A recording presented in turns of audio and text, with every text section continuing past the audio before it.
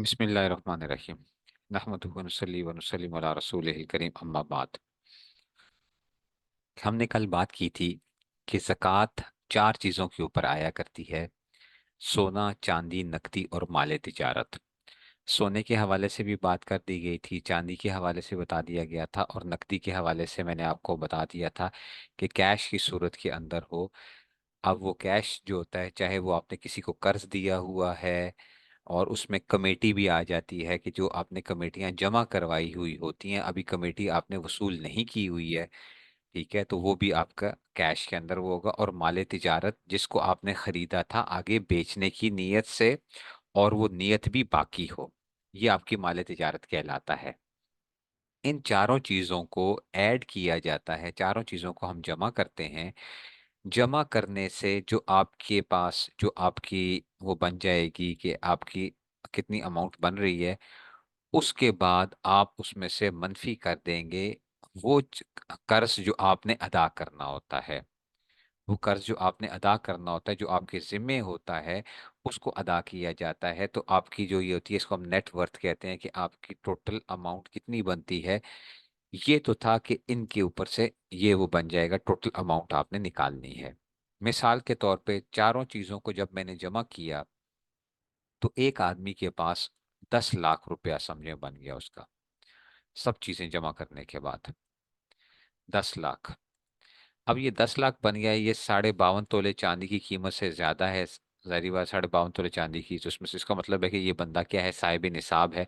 साल जब गुजर गया, उसके बाद उसमें से जो 10 लाख उसके पास पड़ा हुआ था, अब उसमें से ज़कात कितनी निकाली जाएगी? इस 10 लाख को आप 40 पर तकसीम कर दें।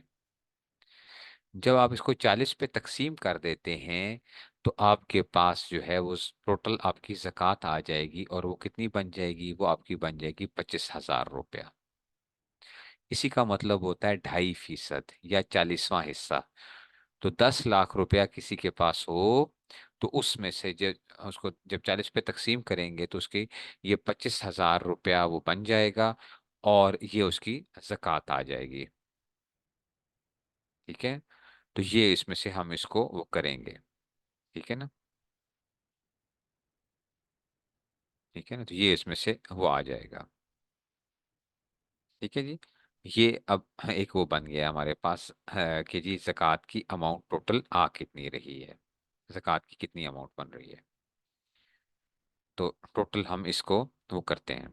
ठीक हो गया जनाब। ये तो था कल, उसमें से ये भी हमने बात कर ली थी। फिर इससे अगली बात हमने जो की थी, वो ये की थी कि देखो न, कि इसमें से ये फिर ज़कात का एक निसाब के वाले में हमने बात की थी, और ज़रूरत से उसमें से ज- फिर अच्छा जी, फिर हमने ये बात की थी कि इसमें से कमरी साल का एतबार किया जाता है, शमसी साल का एतबार नहीं किया जाता। ये बात याद रखिएगा। लोगों को एक बहुत बड़ी गलती ये लगती है कि वो क्या करते हैं, वो अपने शमसी साल के एतबार से ज़कात निकाल रहे होते हैं। शमसी साल का मतलब है कि वो जी जनवरी फरवरी के हवाले से निकाल रहे होते हैं, और वो इसको कैलकुलेशन नहीं करते कमरी साल के एतबार से। अच्छा, अब इसका आप कहेंगे कि इससे क्या फर्क पड़ जाता है? इससे ये फर्क पड़ेगा कि 36 साल बाद पूरे एक साल का डिफरेंस आ जाएगा। 36 साल बाद पूरे एक साल का डिफरेंस हो जाएगा, तो आपके जिम्मे गोया एक साल की ज़कात बाकी रह जाएगी 36 सालों बाद जो है। तो आपने कमरी तारीख का एतबार करना होता है। और फिर उसमें से फिर मैंने कल ये अर्ज किया था कि साल गुजरने का मतलब क्या होता है, कि साल गुजरना किसे कहा जाता है। साल गुजरने का मतलब ये होता है कि पहली जो जिस तारीख को आप साहिब निसाब बने थे, और साल जब अगले साल उसी इस मिसाल के तौर पे आज जैसे 21 शाबान है, तो 21 शाबान 1445 को आप साहिब निसाब बने हैं, तो आप 1446 को देखेंगे कि आपके पास सोना, चांदी, नकदी और माल तिजारत में से कितना पैसा पड़ा हुआ है। अगर वो 52.5 तोले चांदी से ज्यादा बन रहा है, तो आप इसका मतलब है कि वो आपके पास पूरा माल रहा, पूरा साल मौजूद रहा है। ये इसका मतलब होता है साल गुजरना। साल गुजरना। इसी का हम इस सिनेरियो के अंदर देख लेते हैं। मिसाल के तौर पे साल गुजरने से मतलब क्या होती है, जो लोगों को एक बड़ी गलती लग जाती है जिससे वो ज़कात देते नहीं है। आपके पास पूरा साल समझें, आपके पास 1 करोड़ रुपया था। ये चले 10 लाख रुपया था, आपके पास तकरीबन आपके पास जो था 11 महीने 10 लाख रुपया पड़ा रहा। 10 लाख रुपया पड़ा रहा। हुआ ये कि आपने अपना एक मकान बेचा, अपना एक मकान बेच दिया, और वो मकान, ठीक है ना, वो मकान जब आपने बेचा, वो मकान जो था वो 90 लाख रुपए का था। ठीक है जी। वो कितने का आ गया कि जी वो 90 लाख का आपने बेच दिया, जो है उसमें से। तो अभी 11 महीने बाद बेचा, तो जब पूरे 12 महीने जब गुजरे, तो गोया आपके पास पूरा का पूरा कितना पड़ा हुआ था, 1 करोड़ रुपया पड़ा हुआ था। आपके पास 1 करोड़ रुपया पड़ा हुआ था। अब जब आपके पास 1 करोड़ रुपया पड़ा हुआ था, तो आप जक़ात कितने की निकालेंगे? लोग क्या करते हैं, वो कहते हैं कि जनाबे अली, पूरा साल तो मेरे पास ये 10 लाख रुपया रहा है, और ये जो 90 लाख रुपया मेरे पास आया है, ये तो 1 महीना पहले आया है, तो मुझे इसलिए 10 लाख पे ज़कात निकालनी चाहिए। नहीं, आप पूरे 1 करोड़ के ऊपर ज़कात निकालेंगे, क्योंकि हमने क्या बात की है कि मिसाल के तौर पे 21 शाबान 1445 को आपके पास समझे यही 10 लाख रुपए आया था। 21 शाबान 1445 को, ठीक है। और अगले साल मिसाल के तौर पे मैं कहता हूं कि जनाबी अली 21 रजब को आपके पास ये पैसा आ गया, 21 रजब 1446 को। तो ये 21 रजब को ये आया, ये आपके पास 21 शाबान को आया था। अब जब आपने 21 शाबान को देखना है, 21 शाबान 1446 को, तो आपने ओवरऑल जो कुछ आपके पास मौजूद था उसकी आप कैलकुलेशन करोगे। जो 10 लाख और 90 लाख मौजूद था, वो पूरा का पूरा करोड़ रुपया पड़ा हुआ था। तो इसमें से, अब इसमें ना बज़ाहिर लोगों को एक शुबा होता है, वो कहते हैं कि ये देखो, ये तो बड़ी नाइंसाफी की बात लग रही है कि मेरे पास तो 10 लाख रुपया पड़ा रहा है, पूरा साल तो मेरे पास करोड़ रुपया नहीं पड़ा रहा, तो मैं करोड़ के ऊपर क्यों जक़ात निकालूं, यानी 2.5 लाख रुपया मैं पूरी की पूरी मैं जक़ात क्यों निकालूं? हालांकि वो मुझे क्या करना चाहिए था, ये तो उसमें से था। अब मुझे ये 90 लाख जो आया है, ये मुझे 21 रजब 1447 को देखना चाहिए। ठीक है ना, 1447 को देखना चाहिए कि भाई इसमें से क्या वो बनेगा। तो ऐसा आप बैंकों के अंदर भी देख लेंगे, तो बैंकों के अंदर भी क्या होता है, बैंक वाले यकम रमजान को देखते हैं कि आपके अकाउंट में कितना पैसा पड़ा हुआ है, वो ओवरऑल पैसे के ऊपर ज़कात निकाल लेते हैं। और यही मैंने आपको बता दिया था कि ये क्या होती है, इसको रनिंग फाइनेंस कहा जाता है। आपके जेब के अंदर, आपके पर्स के अंदर जो पैसे पड़े हुए हैं, आप किसी भी रुपए के बारे में क्लियर कट नहीं बता सकते कि मेरे पास ये पैसे कब आए थे। आ रहे होते हैं, जा रहे होते हैं, हम हर रोज खर्च कर रहे हैं, आ रहे हैं। तो ये होता है साल गुजरने का मतलब जो है। अच्छा, मिसाल के तौर पे अब ये देखो, 21 शाबान 1446 को आपके पास 1 करोड़ रुपया पड़ा हुआ था। अब हुआ ये कि साल गुजरने में एक दिन बाकी था, ठीक है ना, एक दिन बाकी था।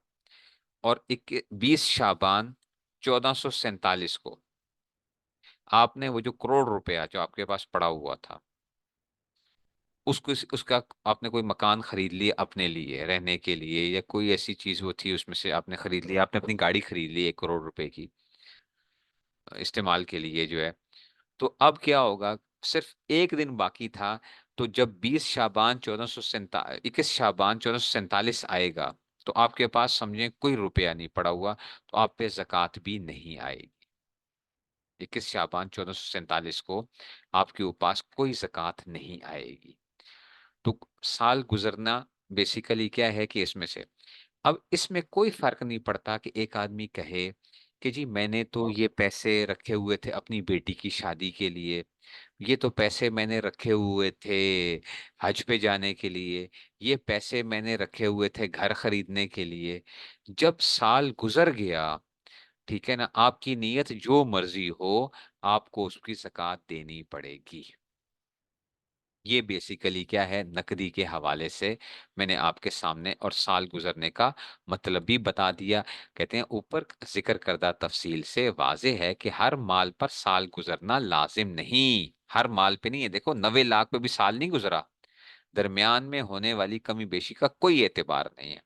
साल मुकम्मल में निसाब बाकी हो तो अदायगी लाजिम होगी, वरना नहीं। जब साल गुजरा तो आपके पास अभी 90 लाख तो आपको 1 महीना पहले मिले हैं, तो अब क्या हो जाएगा? हाँ, अगर पूरा माल खत्म हो जाए तो फिर उसमें से ये तो हमारी एक वो हो गई थी, ठीक है ना। अच्छा, एक और जो सवाल जो लोगों का एक उमूमी तौर पे जो हमसे जो पूछा जाता है कि जी हमें याद ही नहीं है कि है, उसमें से हम कब साहिब निसाब बने थे। हमें याद ही नहीं है कि हम साहिब निसाब कब बने थे। तो अब क्या है, कमरी तारीख का एतबार क्या है कि ज़कात की तारीख कम एतबार कमरी साल से होगा। अगर किसी को तारीख याद ना हो तो गौर व फिक्र करके कोई कमरी तारीख मुकर्रर कर ली जाए, आइंदा उसके मुताबिक हिसाब होगा। बाकी हिसाब करने के बाद निज़ाम सूद अदायगी शमसी तारीख में करना जायज़ है कि वो अदायगी, इसका एक तरीका कार होता है कि जैसे फैक्ट्रीज वाले होते हैं कि वो कहते हैं कि जी हम ईयर एंड्स के ऊपर जो निकालते हैं 31 जुलाई को हम वो कर रहे होते हैं या 31 दिसंबर की वो कर रहे होते हैं, उसका एक तरीका कार होता है। लेकिन आपका हिसाब की जो वो है वो क्या होता है कि कमरी का आपने हिसाब लगाना होता है कि कमरी हिसाब से आप निकालेंगे, ठीक है। तो ये चीज आपको वो करनी पड़ेगी। अगर किसी को याद नहीं है तो आप क्या कर लो, कोई याद नहीं, आपको पता ही नहीं है, तो हमारे यहाँ उमूमी तौर पे, ठीक है ना, उमूमी तौर पे हमारे यहाँ यकम रमजान को लोग क्या करते हैं, कैलकुलेशन कर लेते हैं। उमूमी तौर पे रमजान बैंक्स भी यही काम करते हैं। तो आप क्या करो, अगर आप कहते हो जी आप यकम रमजान को आपने फिक्स कर लो, लेकिन अगर आपको याद है कि आप किस दिन साहिब निसाब बने थे तो आप यकम रमजान को ना करें। आपकी वो जो डेट होगी आपने उस डेट को वो करना है, चेक करना है। लोगों का एक कॉन्सेप्ट ये बन चुका है, लोग ये समझते हैं कि जी रमजान में ज़कात निकालोगे तो शायद सवाब ज्यादा होगा। भाई ऐसी बात नहीं है। आपका जिस दिन आप साहिब निसाब बने हो आपने उस तारीख को कैलकुलेशन तो कम से कम अपनी एक वो कर लेनी है कि आपके पास सोना चांदी नकदी और माले तिजारत में से कितना सामान पड़ा हुआ था। ठीक हो गया, ये आपने जरूर इसका हिसाब कर लेना है। ठीक हो गया। तो इसलिए इस चीज को हम क्या करते हैं, ये एक चीज होती है। फिर कल हमने ये बात भी की थी, ठीक है ना।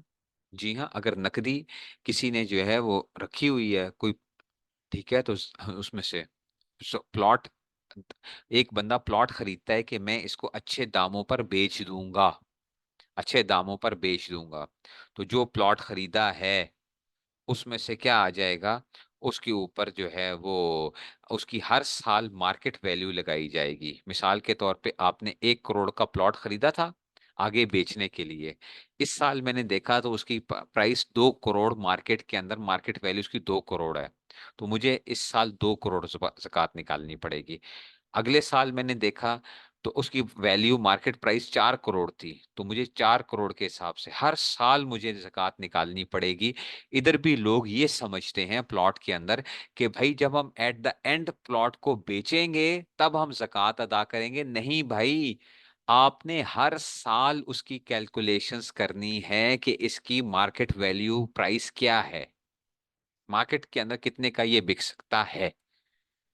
तो उस साल आप क्या करेंगे उसमें से कि उसकी क्या प्राइस इस वक्त चल रही है, वो एक अंदाजा होता है। तो उसमें से हम किया था। फिर हमने कल ये अर्ज किया था आपसे कि जनाब सनत के अंदर, मैन्युफैक्चरिंग के अंदर आप किन किन चीज़ों के ऊपर ज़कात कैलकुलेशंस करते हो।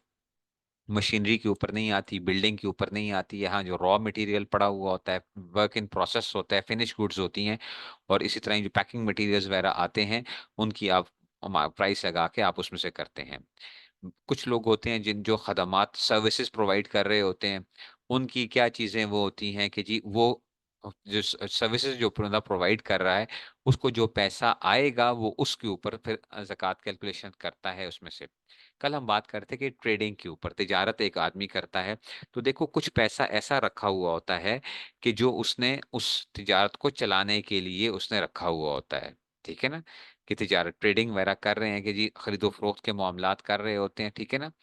तो जो सेटअप चलाने के लिए असासा है कारोबार, यानी सेटअप चलाने के लिए, इसके ऊपर ज़कात नहीं होती है। कि जो आपका कारोबार चलने के लिए जो आपकी कॉस्ट वगैरह चल रही होती हैं, तो उसके ऊपर आपकी ज़कात नहीं होती हैं, जो कारोबार को चलाने के लिए जितना एक सरमाए की जरूरत होती है। अब कहते हैं कि नंबर टू क्या है, असासा खुद सामान्य तिजारत है। जो चीज आपके पास आपने खरीद ली है, या कोई ऐसी चीजें वो आ चुकी हैं, मिसाल के तौर पे आम काबिल फरोख्त रनिंग स्टॉक सामान है, ठीक है ना, जो जो रनिंग स्टॉक जो आपके पास पड़ा हुआ होता है या सामान है, इसकी कीमत फरोख्त पर ज़कात होती है कि ये कितने का बिक सकता है। मिसाल के तौर पे मेरी जो है ना, मैंने एक दुकान खोली हुई है जिसके अंदर मेरे पास क्या है कि मैंने फ्रिज रखे हुए हैं। तो अब मैं जो चीजें क्या कर रहा हूँ उसमें से, जो अब काबिल फरोख्त चीजें जो उसमें से वो पड़ी हुई हैं, वो क्या होगा, उस पे ज़कात होगी। और कुछ चीजें होती हैं वो फंसा हुआ सामान, डेड स्टॉक। डेड स्टॉक किसको कहा जाता है? आपने देखा होगा कि बहुत से कारोबारी लोग होते हैं, उनके पास चीज पड़ी हुई होती है लेकिन बिकती नहीं है। तो कहते हैं ये बिक ही नहीं सकती है, ये नहीं बिक रही है, ठीक है ना, वो फंसा हुआ माल है बस। अब आपके पास तो पड़ा हुआ है लेकिन वो आगे बिक ही नहीं रहा है मार्केट के अंदर जो है। अच्छा, इसका क्या करेंगे? कहते हैं ये उस कीमत फरोख्त का एतबार होगा जो तजर्बेकार अफराद लगाएं डेड स्टॉक के अंदर से, कि यार अगर मैं इस माल को इस वक्त मार्केट में ग्राहक मौजूद नहीं है उसका, अगर मैं बेचूं तो इस वक्त कितने का कोई बंदा ले सकता है। तो जो तजर्बेकार आदमी है वो कहता है कि यार अगर देख, इसको तू निकालना चाहता है, जान छुड़ाना चाहता है, तो ये इतने का निकल जाएगा। तो उतने के ऊपर क्या करना पड़ेगा, ज़कात निकालनी पड़ेगी। ठीक हो गया, ये जो था तिजारत के हवाले से। अब हम आते हैं कर्ज पर। जो आपने कर्ज किसी को दिया हुआ है, आपने किसी को कर्ज दिया हुआ है, आपने 10 लाख, 20 लाख, 50 लाख किसी को दिया है, उसकी क्या वो देखा जाएगा। तो कर्ज जो आपने दिया हुआ है तो कुल रकम पर ज़कात है। ये याद रखो, ये उस कर्ज की बात होती है जिस कर्ज के मिलने की इंसान को उम्मीद होती है। मिसाल के तौर पे मुझसे किसी ने कहा कि जी मुझे आप 1 करोड़ रुपया दे दें। मैंने उसको 1 करोड़ रुपया दे दिया और मुझे उम्मीद है कि ये पैसा मुझे मिल जाएगा। तो मैंने हर साल उसके ऊपर क्या करनी है, ज़कात निकालनी है। ठीक है ना, उसको मैंने हर साल उसके ऊपर ज़कात निकालनी है। तो ये कुल रकम के ऊपर जो होते हैं, ठीक है ना, तो ये उसमें से आ गया। अच्छा, ये इसमें से ये कर्ज के उसमें, ठीक है ना, तो कर्ज लोन वगैरह जितना भी आपने वो किया हुआ है। और उधार, किसी को आपने रिसीवेबल्स, आपने कोई चीज बेची है, आपने बेची है, अब वो क्या करना है, उसने आपको अमाउंट देनी है उसकी, ठीक है। तो अब मिलने की उम्मीद है तो इस पे भी क्या होगा, कुल रकम पर ज़कात है। अगर पैसा ऐसा फंस गया कि अब मिलने की उम्मीद नहीं रही है, यानी इसको बैड डेट्स कहते हैं, बैड डेट्स, कि वो बस फंस गया आपका, ठीक है ना, तो ये जो है ना, इस पे ज़कात नहीं होती है। जो बैड डेट्स होते हैं, आपने किसी को करोड़ रुपया दिया और वो खा गया, अब आपको पता है कि भाई ये वापस नहीं करेगा, तो आपने उस पे क्या नहीं देनी है, ज़कात नहीं देनी है, ठीक है ना। अच्छा, अब कुछ चीजें होती हैं जो हमने कर्जे लिए हुए होते हैं। मैंने कहा था कि हमने जो हमारे जिम्मे जो चीजें होती हैं, जिनको हम पेबल्स कहते हैं या इनको हम लाइबिलिटीज कहते हैं, कि मैंने किसी मेरी वर्थ है 1 करोड़ रुपया, लेकिन मैंने लोगों का देना है 50 लाख रुपया, तो ये मेरा पेबल है। तो मैं अब क्या करोड़ रुपए पे जो मेरे वर्थ है उसमें मैं निकालूंगा, या जो मैंने अभी 50 लाख देना है और मेरी नेट वर्थ जो बन रही है, मैं उस पे ज़कात निकालूंगा। तो इस पे याद रखो कि कुछ उधार होते हैं जो फौरी वाजिबुल अदा अदा है, कि आपने फौरन अदा करने होते हैं। कि मैंने किसी से 50 लाख रुपया कर्जा लिया हुआ था और मैंने उसी वक्त ही वापस करना है, कि उसने कहा कि भाई मुझे अदा करो, तुमने जो है, तो क्या होगा, निसाब से मिन्हा किया जाएगा, यानी माइनस किया जाएगा। करोड़ रुपया मेरी वर्थ थी, मैंने 50 लाख माइनस कर दिया, तो इसका मतलब है कि मेरी वर्थ 50 लाख रुपया बन रही है, तो मैंने 50 लाख के ऊपर ज़कात निकालनी होगी। अच्छा, अच्छा, वस्त मुद्दती कर्ज और अक़सात में अदायगी है, ठीक है ना। मिसाल के तौर पे ये क्या होती है, देखो, बहुत सी ऐसी चीजें होती हैं, ठीक है ना, कि मिसाल के तौर पे आप क्या कर रहे होते हो, कि जनाब मिसाल के तौर पे 1 साल के अंदर आपने क्या करनी है, वो किस्तें अदा करनी थी, ठीक है ना। 1 साल के अंदर मैं हर महीने मिसाल के तौर पे 1-1 लाख रुपया वापस कर रहा हूँ, हर महीने का 1-1 लाख, 1-1 लाख, 1-1 लाख वापस मैं कर रहा हूँ, ठीक है ना। और किस्तों में मैंने अदा करना है। तो आज अभी मैंने जब हिसाब लगाया तो मेरी मिसाल के तौर पे मेरी वर्थ थी, समझो कि 50 लाख रुपया है। तो इस महीने जो मैंने अदा करना है, जो मेरे जिम्मे आ रहा है, वो 1 लाख रुपया मेरे जिम्मे आ रहा है जो मैंने अदा करना था। तो मैं उसको क्या करूंगा, ठीक है ना। तो इस माह का जो कर्ज होगा उसको क्या कर दिया जाएगा, मिन्हा कर दिएगा। तो मैं 49 लाख के हिसाब से उसकी किस्त अदा कर दूंगा। ये जो उसमें से वो हो गया। ये दूसरी किस्म के वो होते हैं। और कुछ होते हैं तिजारती कर्ज होते हैं, जो हमारे बड़े बड़े फैक्ट्री ओनर्स ज़कात कर्जे लेते हैं। अगर इन फैक्ट्री ओनर्स को देखो ना, तो होते क्या है, इनकी वर्थ होगी मिसाल के तौर पे 50 करोड़, कर्जे उनके ऊपर अरबों रुपए के होते हैं। मिन्हा का मतलब माइनस करने के, ठीक है। अरबों रुपए के कर्जे होते हैं। तो अब तो वो क्या कहें, वो कहें जनाबे अली हम तो किए हैं, हमारे ऊपर तो ज़कात आती ही नहीं है जनाब। क्यों नहीं ज़कात आती? कि जी मैंने 50 करोड़ रुपया मेरी वैसे वर्थ है, और मैंने तो 1 अरब रुपया वो देना है, कर्जा अदा करना है। तो इसमें याद रखो, तिजारती कर्ज जो होते हैं, मिसाल के तौर पे आपने तिजारती कर्ज लिया है बराए बिल्डिंग मशीनरी वगैरह, ठीक है ना, ये इसमें से। तो अब उसमें से क्या किया जाएगा, इसमें हमारे पास वो होता है कि हम इसको निसाब से मिन्हा ना करेंगे। इसमें से बराए बिल्डिंग मशीनरी वगैरह तिजारती कर्ज आपने लिया, कि आपके पास क्या था, 1 करोड़ रुपया जो था ना, अब मिसाल के तौर पे आपकी, यूं समझ लो टोटल निसाब आपका 50 करोड़ रुपया है। और आपने जो कर्ज लिया हुआ है, ठीक है ना, किसके लिए लिया है, बिल्डिंग के लिए लिया है, मशीनरी के लिए लिया है, ठीक है ना, बिल्डिंग या मशीनरी के लिए लिया है। तो अब आप जो जक़ात निकालोगे तो आप किस पे निकालोगे, 50 करोड़ के ऊपर ही निकालोगे। 50 करोड़ के ऊपर ही आपने जक़ात निकालनी है, जो आपकी वर्थ थी। चाहे आपने एक जो है ना वो 50 करोड़ था और आपने 10 करोड़ रुपया और कर्जा ले लिया, लेकिन बिल्डिंग के लिए लिया, मशीनरी के लिए लिया, तो अब आप ये नहीं करोगे कि मैं 40 करोड़ के ऊपर मैं जक़ात दूंगा। आप पूरे के पूरे 50 करोड़ के ऊपर जक़ात दोगे। ये मतलब है कि निसाब से इसको मिन्हा नहीं किया जाएगा, ठीक है ना।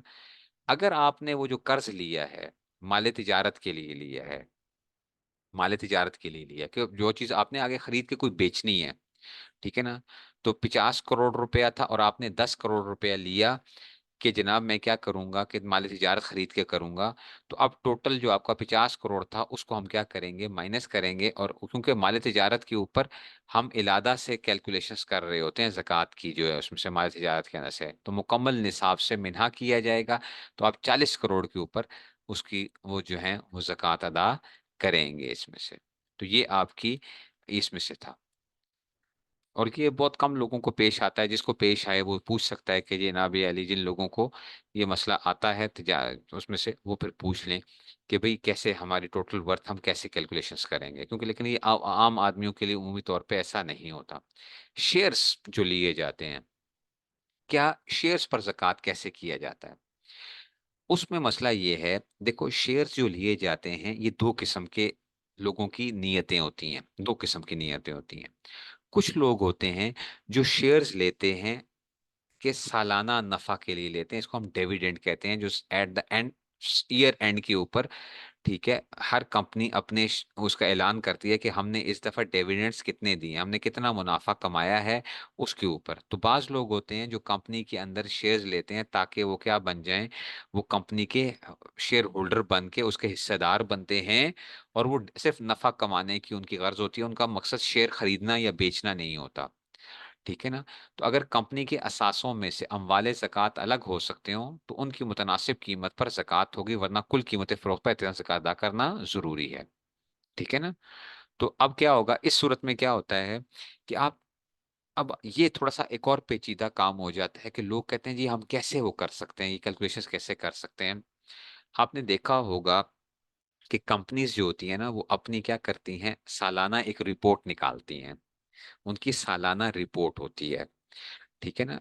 अब वो जो सालाना रिपोर्ट होती है उसके ऊपर ये काम किया जाता है कि आप ये देख लेते हो कि यार इस कंपनी के एसेट्स क्या कौन कौन से हैं।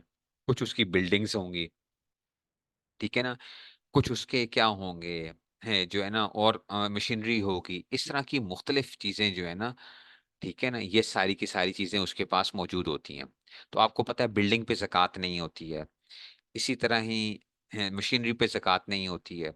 तो आप ये देखते हो कि मेरे जो मैंने जितनी पैसा इन्वेस्टमेंट किया हुआ है, वो टोटल उसके जो काबिल ज़कात असासे, वो जो चार किस्म के थे, सोना चांदी नकदी और माले तिजारत, उसमें से इसकी क्या रेशो क्या बनती है उतने उसके मुकाबले में। तो अगर तो आप ये कैलकुलेशन कर सकते हो, और ये जो बंदा इसको समझता है फाइनेंस के, वो समझता है अकाउंटिंग वगैरह की, वो करके तो वो निकाल सकता है कि जी इतनी जो है ना, मेरी मिसाल के तौर पे मेरे शेयर्स 1 करोड़ रुपए के हैं, लेकिन काबिल ज़कात असासे जो बनते हैं उस करोड़ के अंदर से, मैं समझो 20 लाख रुपए बनते हैं, तो मैं उस 20 लाख के ऊपर क्या कर रहा हूँ, अगर मैं डिविडेंड्स के लिए वो कर रहा हूँ तो मैं 20 लाख के ऊपर ज़कात निकाल लूंगा। लेकिन अगर मैं ये नहीं काम नहीं कर सकता, तो एहतियातन मैं क्या करूं, मैं पूरे जितने के मैंने शेयर्स खरीदे हुए थे, जो शेयर की वैल्यू है इस वक्त 1 करोड़ रुपया, ठीक है ना, उसके ऊपर मैं क्या कर सकता हूँ, जो अभी बेचूं, तो 1 करोड़ के ऊपर मैं ज़कात निकाल दूं। ये तो था डिविडेंड के लिए। दूसरा, आपकी नीयत क्या होती है कि आप शेयर खरीदते हो और बेचते हो, इसको हम कहते हैं कैपिटल गेन के लिए। ज्यादातर लोग यही काम कर रहे होते हैं, जो स्टॉक एक्सचेंज में काम चल रहा होता है, ठीक है ना, वहां पे यही काम चल रहा होता है कि लोग खरीदते और बेचते हैं, ठीक है ना, तो उसको खरीदते और बेचते हैं, ठीक है ना। अच्छा जी। तो अब उसमें क्या होगा कि उसकी ओवरऑल वैल्यू, कीमत फरोख्त पर क्या होती है, ज़कात होती है, ठीक है ना, कि मार्केट वैल्यू जो होती है इस वक्त कितने की बिक सकता है वो, जो है ना, ठीक है ना, तो उसमें से आप उस पे ज़कात निकालते हो। तो शेयर्स के अंदर हम उमूमी तौर पे लोगों को ये कहते हैं कि यार देखो, आपके शेयर की जो वैल्यू है ना, जो आप अभी कितने का बिक सकता है, आप उसको कैलकुलेशन करके आप उसकी भी उस पे भी ज़कात निकाल दो, ठीक है। तो ये भी एक वो होगी। तो गोया के ये क्या आ जाते हैं, चार चीजों में से सोना चांदी नकदी और माले तिजारत। तो ये आपकी वो एक किस्म का, ये जो शेयर्स होते हैं ये आपके माले तिजारत होते हैं, ये माले तिजारत होते हैं। बॉन्ड्स जो होते हैं वो आपके क्या होते हैं, कैश होता है। बॉन्ड्स जो आपने खरीदे हुए होते हैं वो आपका कैश के अंदर आते हैं, नकदी के अंदर आ जाते हैं। और शेयर्स आपके वो माले तिजारत की, उसमें से वो बन जाता है, उसको हम, हाँ, उसको उसमें ले जाते हैं। तो चार चीजें ही हैं बेसिकली, उसकी फॉर्म्स बदलती रहती हैं। शेयर्स के अलावा जितने भी फाइनेंशियल इंस्ट्रूमेंट्स हैं, मसलन बॉन्ड्स सर्टिफिकेट्स, ये सब कर्ज के हुक्म में हैं, ठीक है ना। उनकी असल कीमत पर ज़कात वाजिब होगी, जबकि एनआईटी यूनिट की कीमत फरोख्त पर ज़कात लाजिम है। एनआईटी यूनिट्स होते हैं, लोग खरीदते हैं, ठीक है ना, नेशनल इन्वेस्टमेंट ट्रस्ट की जो है ना, एनआईटी यूनिट्स होते हैं, तो उसके ऊपर कीमत फरोख्त पर ज़कात लाजिम होती है उसमें से। अब मसला वो आया था कि बॉन्ड खरीदना जायज़ है या नाजायज़ है, तो हमारे नज़दीक तो बॉन्ड जायज़ नहीं है। जो बॉन्ड का जो मामला है वो जायज़ नहीं है, हमारी तो यही राय है, क्योंकि वो कर्ज के ऊपर आपको क्या दे रहे होते हैं। मिसाल के तौर पे हुकूमत हुकूमत दो किस्म के कर्जे चाहती है। एक होते हैं जो इसको इंटरनल डेट्स कहते हैं, और एक होते हैं एक्सटर्नल डेट्स, होते हैं कर्जे, ठीक है ना, जिसको क्या कहते हैं कि आप कहते हो कि जनाबे अली, जिसके आपके अंदरूनी जो एक होते हैं कि उनको कर्जे चाहिए होते हैं, और एक होते हैं बैरूनी उसमें से चाहिए होते हैं, जो वर्ल्ड बैंक के पास जाते हैं, आईएमएफ के पास जाते हैं, हुकूमत जो है वो बैरूनी वो कर्जा होता है। और अपनी आवाम से भी वो कर्जा लेते हैं, जिसको आप अंदरूनी वो कह सकते हो, तो वो बॉन्ड्स की शक्ल के अंदर लोगों को, लेकिन उनको लालच दी जाती है कि देखो तुम 50,000 का बॉन्ड खरीद लो तो हो सकता है तुम्हारा करोड़ रुपए का इनाम निकल आए। तो ये जो मामला है हम इसको ठीक नहीं समझते हैं, हम तो समझते हैं कि ये ठीक नहीं है, क्योंकि कर्ज के ऊपर क्या किया जा रहा है, एक इनाम की लालच के अंदर लोग वो दे रहे हैं, और ये कर्जे के ऊपर वो होता है जिसके ऊपर आप उसको नहीं ले सकते, ठीक है ना। तो ठीक है ना, तो ये इसमें से अब ये चीजें आ जाएंगी। ठीक हो गया जनाब अली, तो ये आपके पास टोटल ये ज़कात की हमारी जो थी, ये मैंने आपको एक मुख्तसरन जो सारी चीजें जो थी जो बताई कि ज़कात की कैलकुलेशंस आपने कैसे करनी होती हैं, ठीक है ना, आपने ज़कात की कैलकुलेशंस कैसे करनी होती है, ये तो था आपका ज़कात की उसमें से वो था। अब अगला सवाल ये पैदा होता है कि ज़कात हम जब देते हैं उसका मामला क्या होगा, ज़कात देनी किसको है हमने, और क्या किस तरह किस फॉर्म के अंदर देनी है, ये तो था कि ज़कात आपकी कैलकुलेशंस आएंगी कैसे आपके ऊपर। ठीक है ना। ज़कात अब देनी जिसको है उसका मामला क्या है, तो याद रखो। ठीक है ना। कर्ज हसना के ऊपर भी ज़कात आएगी ना। जो आप क्या कर रहे हो, आप जो ज़कात जिसको दी हुई है, मैंने आपको कर्जा जो दिया हुआ है आपने, तो मैंने बता दिया कि आपको जब कर्जा जो जिसकी मिलने की उम्मीद है, एक तो है कि कर्जा जिसके मिलने की उम्मीद ही नहीं है, तो उसकी वो तो मामला ही और हो जाएगा। लेकिन जिसको आपने ज़कात देनी है, अब समझो, मुस्तहिके ज़कात होने के लिए, मुस्तहिके ज़कात होने के लिए आपने 5 चीजों को देखना है। जिस आदमी को ज़कात देनी है उसमें आपने 5 चीजों को देखना है कि भाई इसकी उसमें से क्या है। नंबर 1, उसके पास सोना कितना है। नंबर 2, उस आदमी के पास चांदी कितनी है। नंबर 3, उसके पास नकदी कितनी है, कैश जो है। नंबर 4, उसके पास माले तिजारत कितना है। नंबर 4 और नंबर 5, जरूरत से जायद सामान कितना है। यहाँ पे ना, यहाँ पे अब हमने जरूरत से जायद सामान भी कैलकुलेट करना है। ज़कात तो किस पे आती थी, सिर्फ 4 चीजों पे आती थी। 4 चीजें, जो वही 4 चीजें थी, ये पहली 4 ज़कात इस पे आती। ज़कात दे किसको सकते हैं, उसके पास हमने 5 चीजें कैलकुलेशन करनी है। सोना, चांदी, नकदी और माले तिजारत, जरूरत से जायद सामान। ठीक है। अगर इन पांचों को मिलाकर, या कोई एक एक चीज को मिला के, दो को मिला के, तीन को मिला के, चार को मिला के, पांचों को मिला के, अगर किसी के पास 52.5 तोले चांदी से ज्यादा उसकी वैल्यू बन रही है, कर्जे माइनस करने के बाद 52.5 तोले चांदी से उसकी वर्थ ज्यादा बन रही है, तो इस आदमी को आप जक़ात नहीं दे सकते। जिसकी वर्थ 52.5 तोले चांदी से ज्यादा बन रही है, उसको आप जक़ात नहीं दे सकते। मिसाल के तौर पे आपने कहा कि जी ज़कात के अंदर से कि एक आदमी के पास, ठीक है ना, एक आदमी के पास मिसाल के तौर पे 1 तोला सोना है। 1 तोला सोना है।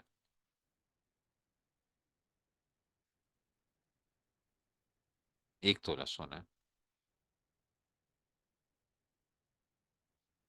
अब 1 तोला सोने की कीमत ही क्या है, समझो, मैं अंदाजा कह रहा हूं, 2 लाख रुपए है। तो अब जब इन हमने पांचों को ऐड किया, तो जब हमने इन पांचों को जब ऐड किया, तो 52.5 तोले चांदी से ज्यादा बन रहे हैं। 52.5 तोले चांदी की कीमत 1,30,000 समझो बनती है। तो उससे ज्यादा तो ये तो ये जो ये है, ये क्या नहीं है। इसका मतलब है कि ऐसे शख्स को ज़कात नहीं दी जा सकती। यहाँ पे लोग गलती करते हैं। लोगों का कॉन्सेप्ट ये बना हुआ है कि भाई उसके पास 7.5 तोले सोना तो नहीं है। 7.5 तोले सोना तो नहीं है उसके पास, तो सिर्फ 1 तोला सोना है, जो उसने अपनी बेटी की शादी पे उसको देना है, फलां करना है, ये करना है, तो उसलिए हम उसको क्या करें, हम ज़कात उसको दे देते हैं कि जी चलो जी खैर है। तो याद रखें, उसकी वर्थ क्या है, 52.5 तोले चांदी से ज्यादा हो चुकी है। तो अब इस आदमी को आप ज़कात नहीं दे सकते। ठीक हो गया। अच्छा जी। अब हम इसको यूं कर लेते हैं कि मिसाल के तौर पे चलो 1 तोला सोना उसके पास नहीं है, लेकिन उसके पास हर चीज थोड़ी थोड़ी, ये छोटी सी कोई उसकी वो थी, हल्का सा सोने की कोई वो था उसके पास चीज थी, और चांदी थी, नकदी उसके पास थी, माल से। और जरूरत से जायद सामान कल आपको बताया था, वो चीजें जो घर में इस्तेमाल उमूमी तौर पे नहीं होती हैं। घरों में लोगों ने डिनर सेट्स रखे हुए होते हैं, 30-30 हजार, 40-40 हजार, 50-50 हजार का डिनर सेट, जो शोकेस की जीनत होता है। शोकेस की जीनत होता है। और उसके हम वो कर रहे होते हैं कि जी ये जो कोई खास मेहमान आएगा तो उसके लिए खोलेंगे जनाब अली। वो पता नहीं केड़ा खास मेहमान आता है, जो कि जो शोकेस से वो फिर डिनर सेट बाहर निकलता है, जो कि बाहर नहीं निकलता। ठीक है ना। वो इसलिए होता है कि जी वो बस शोकेस के अंदर दिखाने के लिए ही पड़ा रहता है। ठीक है, जरूरत से जायद है। अगर किसी ने के पास क्या रखी हुई है, उसने कोई घरों में देगें रखी हुई हैं, बड़े बड़े देगचे रखे हुए होते हैं। गाँव के साइडों पे शादियां होती हैं, वो बच्चियों को जो है ना, वो बड़े बड़े देगचे के, पता नहीं बच्ची ने जाके की करना है, 100-100 बंदों का खाना बनाना है जाके अगले उसमें जाके जो है ना ससुराल के अंदर जाके, ठीक है ना। तो अब क्या है आ गया कि उस अब ये क्या हो जाएगी, उस जरूरत से जायद सामान होगी। एलसीडी है किसी के पास 50,000 की, 60,000 की, आजकल स्मार्ट टीवी आ चुके हैं 80-80 हजार, 1-1 लाख रुपए की। वो स्मार्ट टीवी जो है ना वो बिक सकती है, 2-2 लाख, 2.5-2.5 लाख की होती हैं। ठीक है, तो अगर किसी ने लगा ली है, अब वो क्या करके, अब 1 लाख की समझो अभी भी बिक सकती है। तो अब इन जब इन पांचों को जब ऐड किया तो 52.5 तोले चांदी से अगर ज्यादा बन रही है, 52.5 तोले चांदी से ज्यादा अगर वर्थ बन रही है, तो ऐसे आदमी को जक़ात नहीं दी जा सकती। बात समझ गए हो कि इन पांच चीजों को वो करना है। अब मसला ये आता है कि भाई इसके हमने कैलकुलेशंस कैसे करनी होती हैं कि जक़ात के अंदर से लोगों से हम कैसे मालूम कर सकते हैं कि किसको हमने जक़ात देनी है, किसको नहीं देनी है। तो जक़ात के अंदर एक तो बात तो ये कि बताना जरूरी नहीं होता कि जी ये जक़ात का पैसा है। ठीक है ना, जक़ात के अंदर बताना जरूरी नहीं है कि ये जक़ात का पैसा है। आप क्या कर सकते हो, आप लोगों से वैसे ही बातों बातों में पूछते हो।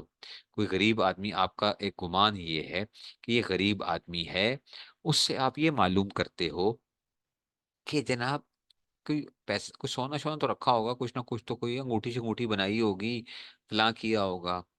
तो वही होता है कि वो लोग बातों बातों में बताते हैं, हाँ जी बच्ची की शादी के लिए जो है ना कोई आधा तोला रखा हुआ है, फलां रखा हुआ है, ये जो है ना इस तरह की जो है। तो उससे बातों बातों में पूछे, ये सोना मेरा कितना रखा हुआ, कोई रखा हुआ बच्ची की शादी के लिए, कोई जमा किया है।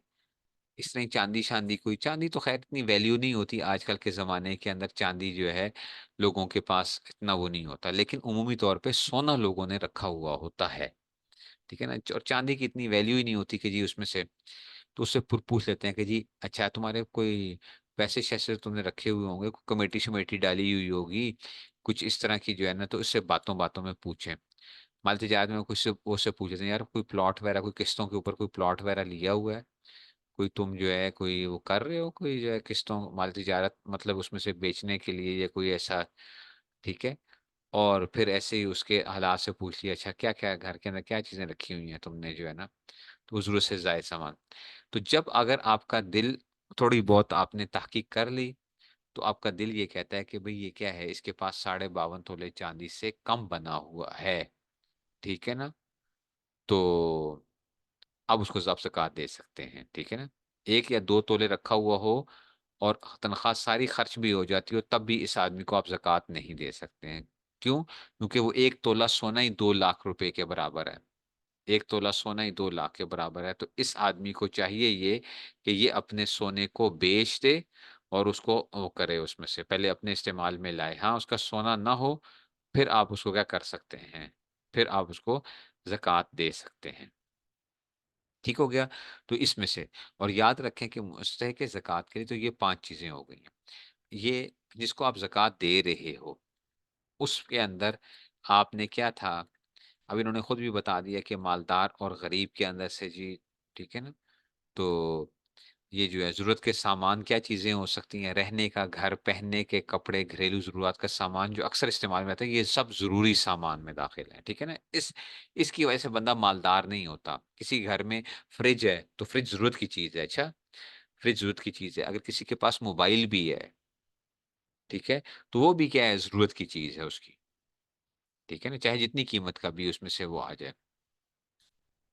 तो ये जो है उसमें से नहीं दे सकते। 1 तोला सोना भी है उस पे, अगर उस पे कर्जे वगैरह नहीं है, कोई भी कर्जे वगैरह नहीं है उसके ऊपर, तो 1 तोला सोना भी है तो तब इसको आप ज़कात नहीं दे सकते। यही तो मैं बता रहा हूँ, यही तो बहुत बड़ी गलती होती है। अभी चंद दिनों पहले मुझे एक अहले इल्म, उसमें से फैमिली में से एक क्वेश्चन आया। अहले इल्म वो लोग हैं माशाल्लाह, उन्होंने पूछा, वो कई अरसे से ज़कात दे रहे थे एक ऐसी फैमिली को जो ठीक है 1.5 तोला सोना पड़ा हुआ था, 1.5 तोला सोना उसके पास। ठीक है ना, अगरचे उनको मालूम नहीं था कि उसके पास 1.5 तोला सोना है, लेकिन वो बातों में निकला कि जी वो 1.5 तोला सोना जो है। ठीक है ना, तो ये उसमें से, इसमें से वो आ जाएगा। अच्छा जी, अब ज़कात किन लोगों को आप नहीं दे सकते हो? ज़कात आप काफिर को नहीं दे सकते हो, मुसलमान को देंगे। ठीक है ना, तो ज़कात काफिर को नहीं दी जाएगी, मुसलमान को देंगे। ज़कात के पैसे से मस्जिद बनाना, किसी मुर्दे के कफन दफन का इंतजाम करना, मुर्दे की तरफ से उसका कर्जा अदा करना या किसी और नेक काम में लगाना दुरुस्त नहीं है। ठीक है ना? क्योंकि ज़कात के लिए जरूरी है कि इसके अंदर तमलीक जरूरी होती है, किसी को मालिक बनाया जाता है। ठीक है ना? तो मस्जिद मिल्कियत नहीं आ सकती, बिल्डिंग मिल्कियत, मदरसे के अंदर आप लगाते हो और वो बिल्डिंग के अंदर लगाते हैं, तो उससे ज़कात अदा नहीं होती है। ठीक हो गया? तो ज़कात का पैसा जो है वो आप क्या नहीं करोगे, क्रिश्चियन मेड को भी नहीं दे सकते, काफिर को नहीं दिया जा सकता। ठीक है ना? तो जी इसमें से ठीक हो गई बात जो है। तो इससे मस्जिद बनाना, मदरसा बनवाना, कोई ऐसे काम करना, मस्जिद के अंदर कोई चीज लगवा देना ज़कात के पैसे से, ये नहीं हो सकता। कोई अस्पताल की बिल्डिंग बना देना, ठीक है ना, ये आप उसको नहीं वो कर सकते। ठीक है ना? आप अस्पताल की बिल्डिंग नहीं बना सकते ज़कात की उसमें से। तो ये सारी की सारी चीजें जो है इसमें ख्याल करना है हमें जो है। अच्छा, ऐसे ही सय्यदों, अलवियों और हज़रत अब्बास रज़ी अल्लाह तआला अन्हु, हज़रत जाफ़र रज़ी अल्लाह तआला अन्हु, हज़रत अकील रज़ी अल्लाह अन्हु और हज़रत हारिस बिन अब्दुल मुत्तलिब रज़ी अल्लाह अन्हु की औलाद को ज़कात देना दुरुस्त नहीं है। ठीक है ना? समझ आ रही है बात की? तो उसको हम ज़कात नहीं दे सकते। ऐसे ही कोई बंदा अपने बाप, दादा, दादी, नाना, नानी, ठीक है ना? ऐसे ही औलाद, बेटा, बेटी, पोता, पोती, नवासा, नवासी को ज़कात नहीं दे सकते। शौहर अपनी बीवी को नहीं दे सकता, बीवी अपने शौहर को ज़कात नहीं दे सकती है। ठीक हो गया? शौहर अपनी बीवी, उसमें से और उसमें से ये आ जाएगा। ठीक है? नाबालिग बच्चे को ज़कात देना दुरुस्त नहीं है। नाबालिग बच्चे को ज़कात नहीं देंगे। ठीक है ना? तो अब उसमें से बालिग होने के बाद अगर वो खुद मालदार लेकिन उनका बाप मालदार है, उसको देना। बालिग अगर हो गया बच्चा, तो अब क्या है, बालिग बच्चा है लेकिन वो खुद गरीब है, तो उसको आप दे सकते हो। जैसे बहुत छोटे बच्चे होते हैं ना, तो उनको आपने ज़कात नहीं देनी है, नाबालिग बच्चे जो हैं। ठीक है ना? अगर वो करीबुल बुलूग हो चुके हैं, बालिग होने के करीब हो चुके हैं और बाप उनका गरीब है, तो आप उसको क्या कर सकते हैं, ज़कात दे सकते हैं। बीवी को ज़कात नहीं दे सकते, बता दिया है ना, शौहर और बीवी एक दूसरे को नहीं दे सकते ज़कात जो है। ठीक है ना? घर के नौकर, चाकर, खिदमतगार, मामा, दाई वगैरह को भी ज़कात देना दुरुस्त है, लेकिन ये उनकी तनख्वाह में शुमार ना करे, ये तनख्वाह में शुमार ना करे। ठीक है ना? बल्कि तनख्वाह से ज़ायद बतौर इनाम व इकराम के दे दे। तनख्वाह इलादा रखे और ये इनको इलादा से एक वो देगा। ठीक है ना? ये जो है, ये आपने इसके अंदर क्या करना है, इसमें आपने ख़्याल करना है कि आपने उनको ज़कात उसमें से, मदरसे के हॉस्टल की तामीर वगैरह के लिए भी आप ज़कात नहीं दे सकते हो। ठीक है ना? आप उसमें तामीर के लिए भी ज़कात नहीं दे सकते हो। मैंने बताया क्योंकि इसके लिए तमलीक ज़रूरी होती है।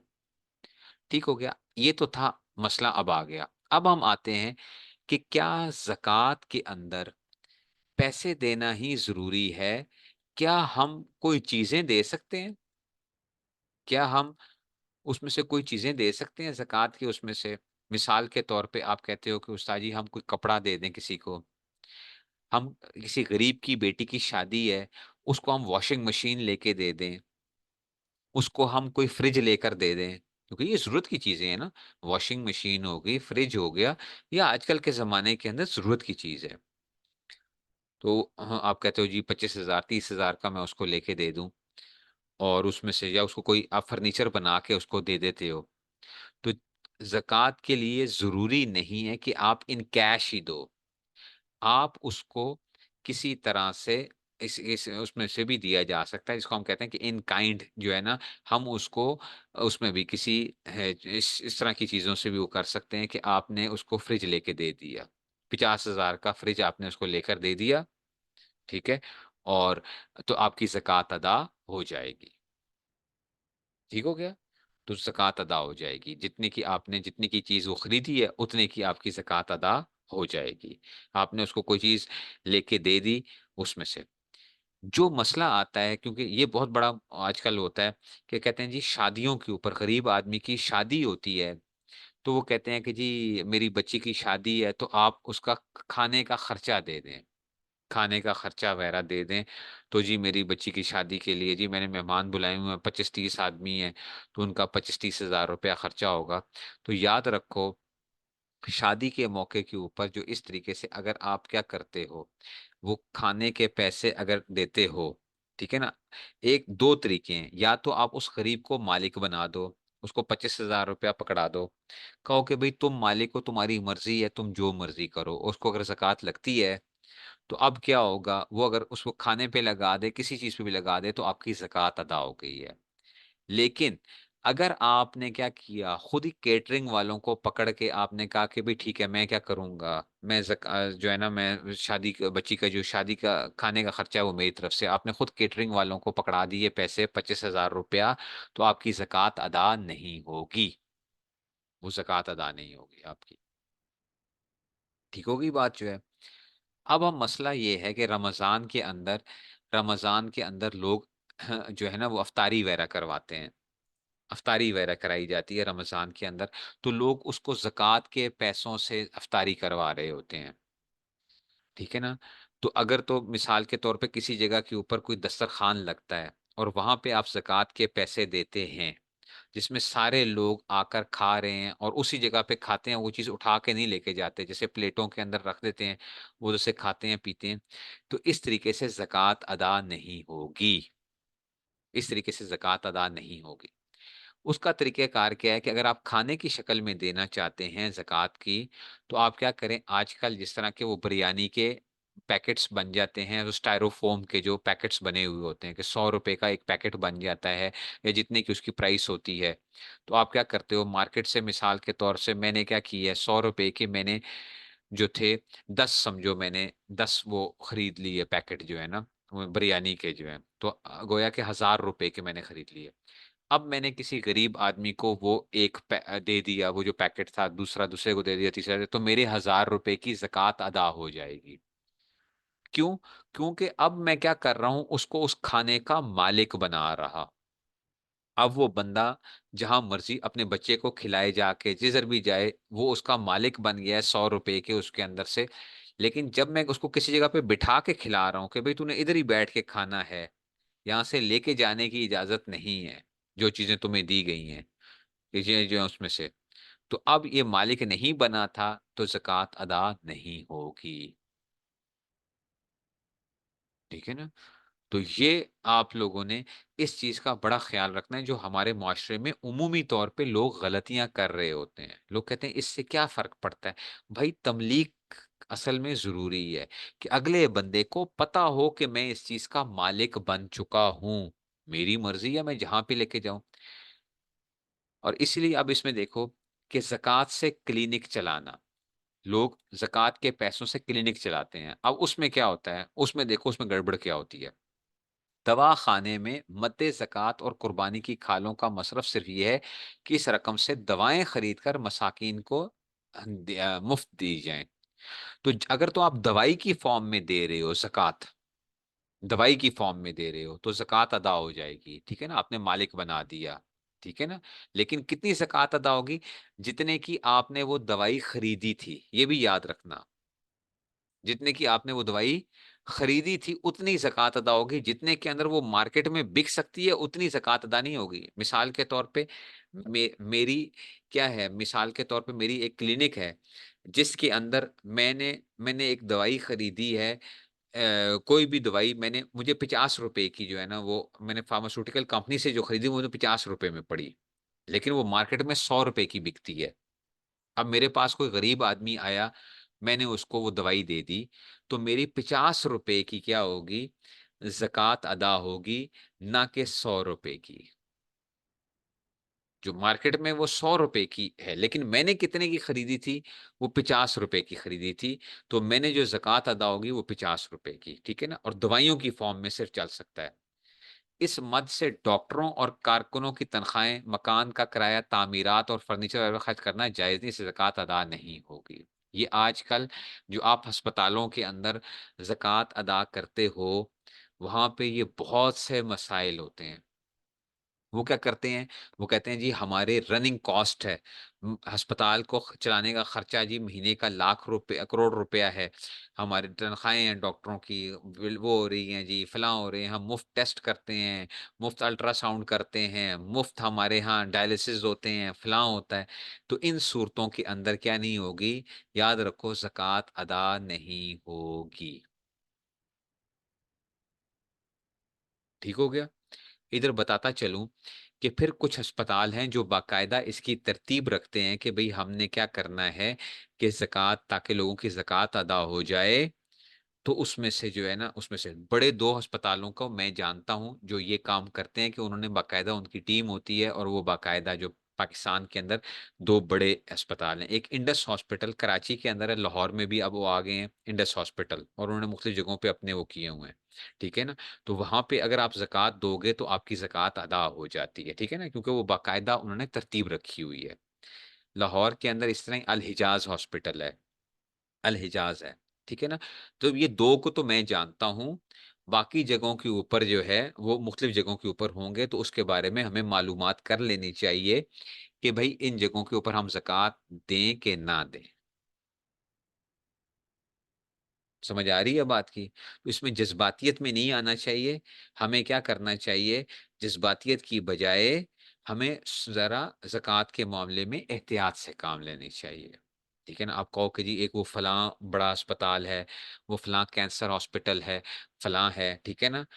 तो मेरी मालूमात के अंदर ये बात नहीं है कि उन वो किस तरीके से ये चीजें चलाते हैं, मेरी मालूमात में नहीं है। ठीक है ना। तो मैं इसीलिए लोगों को कहता हूं कि भाई एहतियात करनी चाहिए।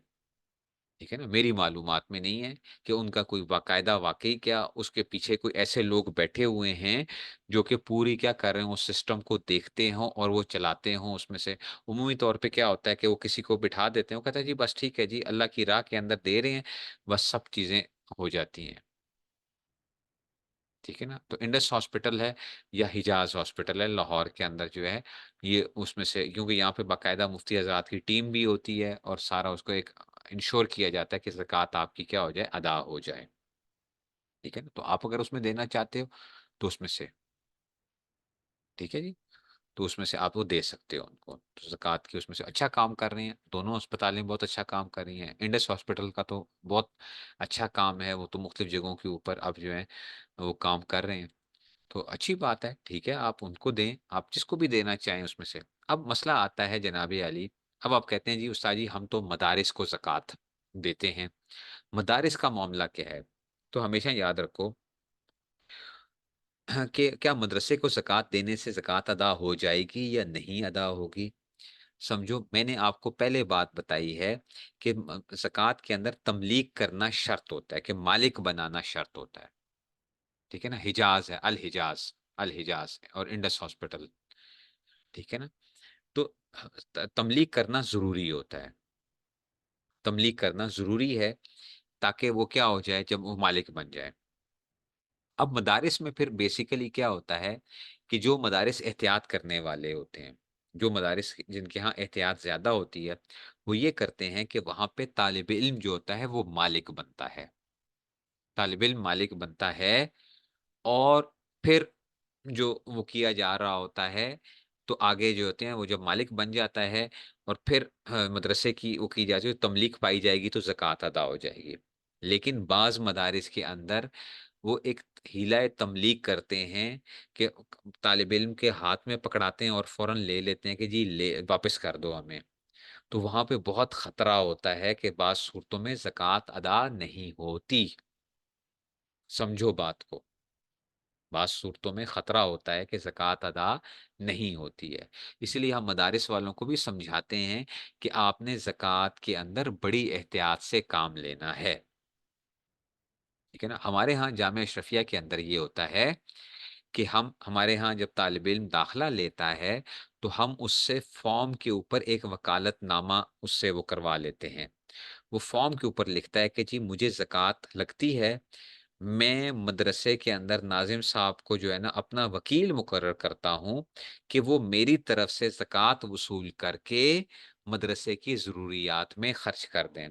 तो जब आप हमारे अकाउंट में पैसे ट्रांसफर करते हो, मिसाल के तौर पे किसी ने 1 लाख रुपया दिया, तो गोया वो जो वो हुआ ना, वो मदरसा मालिक नहीं बना, ठीक है ना। वो तालिब इल्म क्या होते हैं, जो मुस्तहिक तलबा होते हैं, वो मालिक बनते हैं, और उन्होंने वकालतनामा दिया हुआ होता है कि जी उसमें से, तो उनसे फिर वो ट्रांसफर हो जाता है, किसको, मदरसे को पैसा ट्रांसफर हो जाता है। तो उस सूरत में आपकी ज़कात क्या हो जाती है, अदा हो जाती है। समझ आ रही है बात की, क्योंकि उसने वो मालिक बना दिया।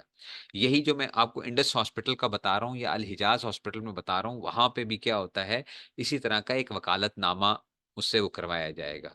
और फिर वो मरीज जो होते हैं, मुस्तहिक मरीज जो होते हैं, वो इस तरह की वो करते हैं, और फिर वो जब ज़कात वसूल की जाती है तो उनकी तरफ से, तो इस तरह अस्पताल को भी लग जाती है। तो ये बहुत जरूरी है कि हमने इन चीजों के अंदर एहतियात करनी है, कि ऐसा ना हो कि हमारी ज़कात किसी जगह के ऊपर, वो मस्जिद के उसमें से ये है। लेकिन अब वही वाली बात है कि देखो, कि अगर किसी, आपने किसी बंदे को दिया है और वो अपनी खुशी से आगे मस्जिद को दे देता है, आपने किसी गरीब को मालिक बनाया और वो अपनी खुशी से मस्जिद को दे देता है, तो ठीक है, मस्जिद को नहीं गया वो पैसा, वो असल में गरीब की मिल्कियत में गया था और उसने आगे किसी को मस्जिद में लगा दिया, तो ठीक है, आपकी ज़कात अदा हो जाएगी। समझ रहे हो बात को। तो इसलिए ये बड़ी एहतियात की ज़रूरत है कि उसमें से, तो हम तला मदारिस वालों को भी समझाते भी हैं कि आपने तरीके के साथ, क्योंकि लोगों की ज़कात का मामला होता है और ये बड़ी एहतियात का पहलू होता है। इसमें कोई ऐसा काम नहीं करना कि जिसके अंदर से वो होगा।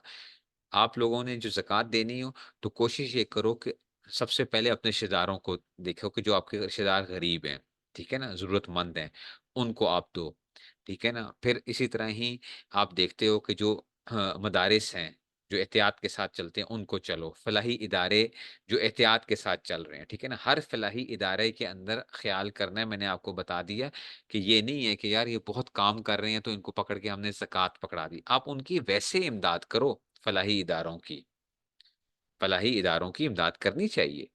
अच्छी बात है, वो अच्छा काम कर रहे हैं, बहुत सी चीज़ें उनकी चल रही होती हैं। लेकिन उन ज़कात का मामला इतना ख़तरनाक है, क्योंकि इसके अंदर ज़रा हमें ज़्यादा एहतियात का पहलू रखना पड़ेगा।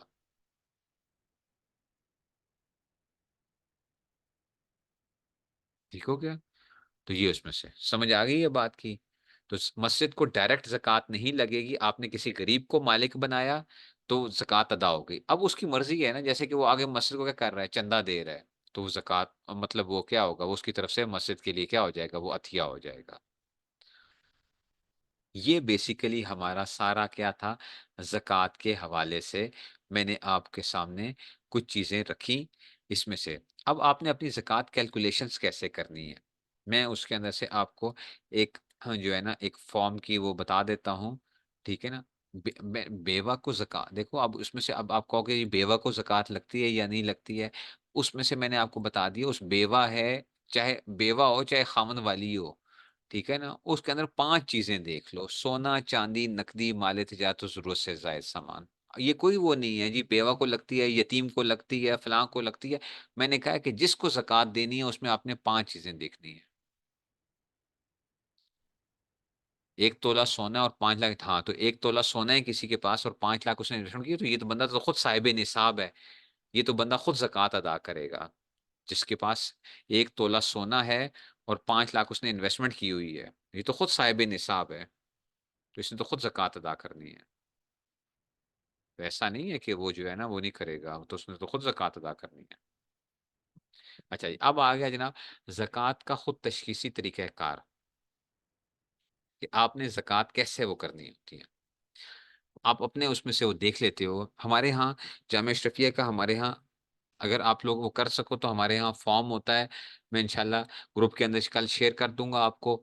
उसको आप क्या करो, अपने सामने रखते हुए आपने उसको वो कर लेना है कि जी ज़कात मेरे ऊपर कितनी ज़कात लगती है, क्या सूरत-ए-हाल है उसमें से जो है।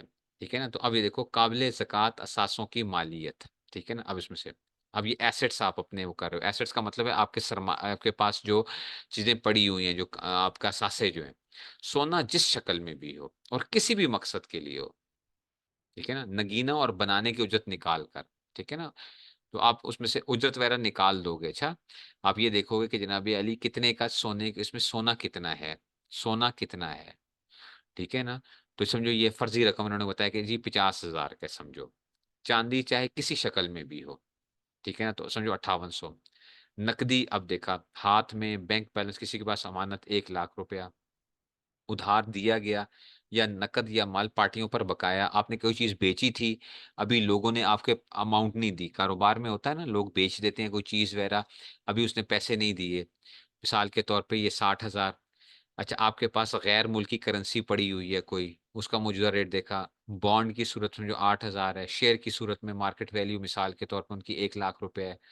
प्रोविडेंट फंड अगर वसूल हो गया, प्रोविडेंट फंड क्या होता है कि जो आपने हर महीने आपकी तनख्वाह में से कुछ पैसा कटता रहता है, और आपको रिटायरमेंट के बाद, या आप खुद जो अपनी वसूल बाज दफ़ा जल्दी भी निकलवा लेते हो, तो आप उसमें से वसूल कर ली है, मिसाल के तौर पे आपने प्रोविडेंट फंड वगैरह ले लिया है, तो 2 लाख रुपया वो आ गया। बचत सर्टिफिकेट में से एनआईटी यूनिट्स वगैरह हैं, अच्छा एनडीएफसी वगैरह के, ठीक है ना, डिफेंस सेविंग सर्टिफिकेट्स वगैरह भी जिस तरह के आ जाते हैं सर्टिफिकेट, एफईबीसी कोई भी, ठीक है ना, ये बीसी या कमेटी से वसूल शुदा रकम।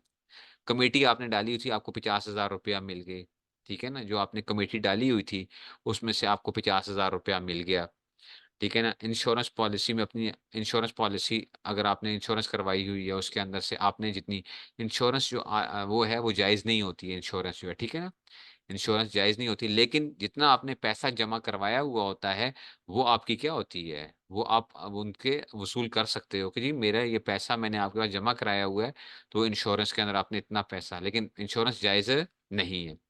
मुस्तकबिल किसी मकसद, मसलन शादी, क्योंकि इन्होंने क्यों लिखा है? इन्होंने इसलिए लिखा है कि लोगों ने करवाया हुआ होता है। ये वो फ़ॉर्म है जो उमूमी हमारे मुआशरे के अंदर आम तौर पे लोगों ने ये सारे काम किए हुए होते हैं। इंश्योरेंस के अंदर भी रखवाए हुए होते हैं। ठीक है ना? ये मतलब नहीं है कि इसका लिखने का मतलब ये नहीं है कि ये जायज़ हो गया है। आम जो हमारे मुआशरे में कोई इंसान होते हैं, वो क्या कर रहे होते हैं? उन्होंने इंश्योरेंस पॉलिसियाँ भी ली हुई होती हैं। उन्होंने बहुत सी चीज़ें रखी हुई होती हैं। जैसे हज के लिए, अच्छा जी, सामान्य तिजारत क्या आ गई? ख़ाम माल की मालियत आ गई, तैयार माल का स्टॉक आ गया, ठीक है ना? अच्छा जी, बचने की नीयत से ली गई ज़मी बेचने की नीयत से ली गई ज़मीन आ गई, कारोबार में शराकत आ गई 1 लाख। तो टोटल आप क्या करोगे? इन सबको ऐड करोगे। ये आपका टोटल क्या आ गया? ये आ गया 15,04,800, 15,04,000 ये आ गया, ठीक है? ये तो आपके एसेट्स थे। अब हम जाते हैं आपकी लायबिलिटीज़, ठीक है ना? अगर कर्ज़ लिया है, मिसाल के तौर पे आपके पास 1 लाख रुपए आपने कर्ज़ा देना है किसी का। बीवी का महर अगर अदा ना किया हो, बीवी का महर आपने अदा नहीं किया हो, 5100 रुपया समझो, या कोई भी था, बीवी का ख़ावंद है तो उसके उसने अदा करना है तो वो क्या करेगा? वो भी इसको माइनस करेगा। अच्छा, कमेटी के बकाया जात, कमेटी तो आपने लाख रुपया तो ले ली थी। अच्छा जी, कमेटी आपने ले ली थी कुछ, और अभी आपके ज़िम्मे क्या आ गए हैं मिसाल के तौर पे, या नहीं ली है जो उसमें से, तो अब आपके क्या हैं जो कमेटी, क्योंकि ये कमेटी बीसी कमेटी के बकाया जात 50,000 आपने क्या करने हैं अभी वो देने हैं कमेटी के। यूटिलिटी बिल्स वगैरह अगर साल पूरे से पहले आ चुके हों, जैसे कि इस महीने के अंदर यकम रमज़ान को आप देखते हो, इस दफ़ा जिस तरह होगा, 12 मार्च को मिसाल के तौर पे अगर आपकी वो साल ज़कात का वो आ रहा है, तो 12 मार्च तक हमारा क्या आ चुका होगा? गैस का बिल और बिजली का बिल जो है वो आ चुका होगा। तो मैं उसको क्या करूँगा? माइनस करूँगा कि जो मैंने देने होंगे। बच्चों की फीस जो अगर मैंने नहीं दी हुई होगी, तो वो भी मुझे क्या करनी पड़ेगी? वो माइनस करनी पड़ेगी उस महीने की जो है, उस महीने की जो वो होती है। ठीक है ना? घर का किराया जो है, जो मैंने क्या करना है, अभी तक अदा नहीं किया, तो उस महीने का किराया भी मैं क्या करूँगा? माइनस करूँगा। अच्छा, पार्टियों की पेमेंट्स मैंने 40,000 देने हैं, मुलाज़मीन को तनख़्वाहें देनी है 50,000, उससे सारी ज़कात अभी तक अदा नहीं की है। तो टोटल ये सारी चीज़ें करने के बाद टोटल मेरा कितना निकल आया? 2,65,100 ये मेरे पेएबल्स हैं। तो मैं क्या करूँगा? 15,04,800 में से इसको माइनस करूँगा, तो मेरे पास का मतलब है काबिल ज़कात साफ़ी रकम क्या आएगी? 12,89,700 आ गई। अब मैं इसको 40 पे तक़सीम कर दूँगा, तो मेरी ये ज़कात निकल आएगी 32,000, ठीक है ना, 242 ₹5 जो है, इशारिया 5 रुपए जो है, ये फ़र्ज़ी रकूमात हैं उसमें से। ठीक हो गया। तो ये मेरी क्या बन जाएगी, ये मेरी ज़कात की कैलकुलेशन बन जाएगी। इसमें हर तरह की चीज़ें आ जाती हैं, और जिसको देनी है वो मैंने आपको बता दिया कि उसमें आपने उसके अंदर से कैलकुलेशन कर लेनी है कि उसके पास आपने 5 चीज़ें देखनी है, जो कल भी मैंने आपको इसमें से दिखाया था कि आप देखोगे उसका सोना कितना है, चाँदी कितनी है, नकदी कितनी है, हमारी ज़रूरत से ज़ायद सामान कितना है। अगर ये मिला के इतना बन रहा है, 52.5 तोली 612.35 ग्राम चांदी बन रही है, तो ऐसे आदमी को आप ज़कात नहीं दोगे, ऐसे आदमी को ज़कात नहीं दोगे। ठीक हो गया? तो ये आपने क्या करना होगा उसमें से, और उसको तमलीक बनाना, ठीक है ना? देखो, ज़कात में किसी मुस्तहिक को मालिक बनाना ज़रूरी है। खाली किसी नेक काम, मस्जिद की तामीर, यूँ दावत वगैरह पर खर्च करने से ज़कात अदा नहीं होगी। ठीक है ना? तो ये आपने, ये पूरा का पूरा एक वो था, और उम्मीद है कि इंशाल्लाह इससे आपके काफ़ी ज़्यादा सवालात जो थे वो हो गए, हल हो गए होंगे, जो कि हमारे उसमें से वो थे कि कोई इसमें से जो वो था, ठीक है ना? कल हमारा बहुत ज़्यादा वो हो गया था, ख़राब हो गया था काम जो है, लेकिन शुक्र है कि आज जो है मैंने कुछ ना कुछ उसको कंपनसेट करने की कोशिश की है, लेकिन जो है ना उसमें से,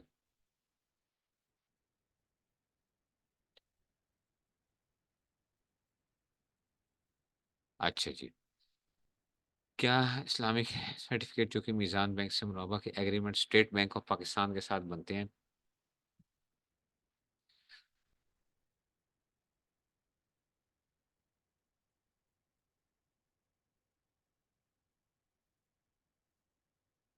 अच्छा जी। अब आप ये देखोगे ना कि उसके ऊपर टोटल अमाउंट कितनी बन चुकी है आपकी, ठीक है ना? इस वक़्त जो है, एहतियात आपके लिए यही है कि आप क्या करोगे, ठीक है ना?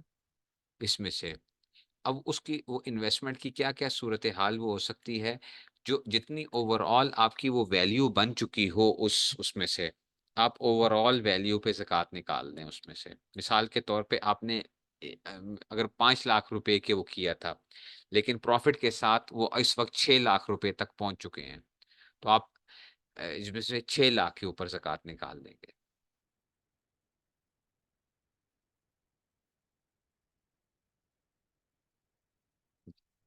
उसमें से। सदका फ़ितर उसमें से वो बता दिया जाएगा। अगले हफ़्ते और इतवार को इंशाअल्लाह मसाइल रमज़ान होंगे, मसाइल रमज़ान होंगे।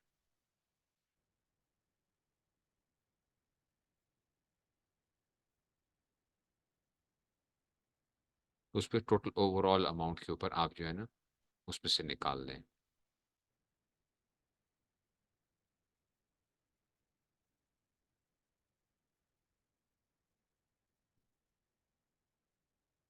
क्योंकि यही चीज़ होती है कि इसमें से ज़ेवरात के अंदर देखा जाएगा कि हम जो हैं उसमें सोने की अमाउंट कितनी है, ठीक है ना? सोने की अमाउंट कितनी है? तो उस चीज़ के ऊपर हम क्या करेंगे ओवरऑल उसमें से? आम तौर पे हम यही कह देते हैं कि जी कि असल में जब आप सुनार के पास जाते हो, तो जब आप सोना लेते हो उससे, तो वो आपको महँगा देता है। लेकिन जब आप उसको बेचने के लिए जाते हो ना, कीमत-ए-फ़रोख्त जब वो करते हो, तो वो आपसे सस्ता लेता है। वो कहता है जी इसके अंदर इतनी काट के वो कर देते हैं जी, फलाँ इसमें इतनी काट आ गई या फलाँ आ गया। तो आप ये देखो कि उसमें ओवरऑल सोना कितना है। उस सोने की अमाउंट के ऊपर आप ज़कात निकालो, ठीक है ना? दुकानदार जो होगा वो आपसे बहुत कम कर देगा उसके अंदर से।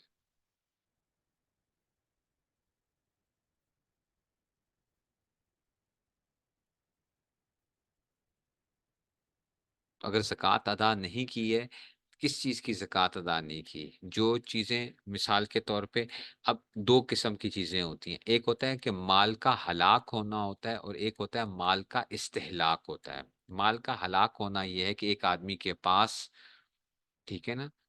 इसमें से माल का हलाक होना ये होता है कि किसी आदमी ने सोना पड़ा हुआ था, मिसाल के तौर पे, एक आदमी के पास 10 तोले सोना था। 20 साल पड़ा रहा, उसने क्या नहीं किया, उसपे कोई ज़कात अदा नहीं की। 20 सालों बाद वो सोना क्या हो गया, खुदा ना खास्ता चोरी हो गया, वो सोना चोरी हो गया, या वो सोना जो था इस तरह था कि जी उस सोने के अंदर आपके पास, आप कहते हो कि जी कोई उसके, हाँ, कोई वो हो गया, मतलब खुदा ना कोई आफत आ गई जिससे वो खत्म हो गया, हलाक हो गया, तो जो ज़कात थी वो भी आपसे खत्म हो गई है। लेकिन आपके पास 20 साल सोना पड़ा रहा और आपने उसकी ज़कात अदा नहीं की, और उसने आपने उसको सोने को बेच दिया, सोने को बेच दिया। तो अब जो पिछले सालों की जो ज़कात है वो आपके ज़िम्मे बाकी होगी, पिछले सालों की ज़कात बाकी होगी। ये थोड़ा-सा एक और फिर वो आ जाती है कि अब किसका एतबार किया जाएगा, कि 20 साल पहले वाली कीमत के अंदर से जो उस साल ज़कात थी, फिर 19 साल, फिर 18 साल, फिर उसमें से फिर ये उसमें से आता है। तो इसको हम कहते हैं कि जनाब, क्या हाँ, इसमें से योम अदा का एतबार किया जाएगा, जिस दिन आप अदा कर रहे हो उस दिन सोने का रेट लगाया जाएगा, या योम वजूब का एतबार किया जाएगा जिस दिन आप पे वाजिब हुआ था, ठीक है ना? तो उसमें से हम जो कहते हैं कि हम कहते हैं कि जी आप योम अदा का एतबार करते हो, कि योम अदा जिस दिन आप अदा कर रहे हो, अगर किसी के पास सोना वगैरह पड़ा हुआ है, इस वक़्त जो है, सोना पड़ा हुआ है, तो वो आज की कीमत के हिसाब से क्या कर रहा होगा, अदा कर रहा होगा। ठीक है जी? तो ये इसमें से वो आ जाएगा। ठीक है ना? जानवरों की ज़कात उम्मी तौर पे आजकल वो नहीं आती है, क्योंकि हमारे यहाँ लोगों के यहाँ वो जानवरों के अंदर वो साइमा जानवर होते हैं। साइमा जानवर वो हमारे उसमें से किसी भी लोगों के पास वो नहीं होते हैं, साइमा जानवर जो होते हैं, ठीक है ना? तो जानवरों के ऊपर वो ज़कात नहीं होती है। जी, अगर आपके पास 2 तोला सोना है तो आपके पास ₹1 तो होगा ना साथ। अगर ₹1 भी है, तो आप उसमें से क्या करेंगे? ठीक है ना? आप उसमें से वो करेंगे।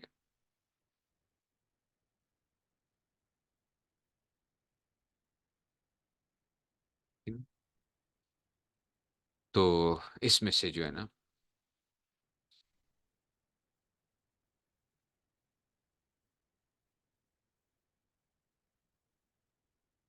तो उसमें से आप क्या करना है, आपने उसके पास ₹1 भी है तो आप 52.5 तोले चांदी का हिसाब लगाएँगे और उसपे ज़कात अदा करेंगे। ठीक हो गया जी। कुछ चीज़ें ऐसी हैं जो कि अभी इसमें मैंने नहीं वो बताई आपको, कुछ ऐसी हैं जो कि बहुत ज़रा वो हो जाती हैं, वो फिर इंडिविजुअल्स जो हैं वो फिर वो पूछ सकते हैं कि जी हमारी ये कारोबार के अंदर या किसी चीज़ के अंदर ये ऐसा मसला है, फिर उसके ऊपर वो किया जा सकता है कि जी उनको हम बता देंगे कि जी आपकी आप किस चीज़ पे ज़कात निकालेंगे। ठीक है ना? प्लॉट्स के ऊपर एक मसला आता है कि जी प्लॉट्स का, हाँ, ये मैं चीज़ बताता चलूँ, प्लॉट्स के अंदर लोगों ने बहुत सी इन्वेस्टमेंट की हुई होती है। मिसाल के तौर पे प्लॉट के अंदर ये बात चल रही होती है कि लोगों ने फाइल्स खरीदी हुई होती हैं, फाइल्स खरीदी हुई होती हैं प्लॉट्स की जो है।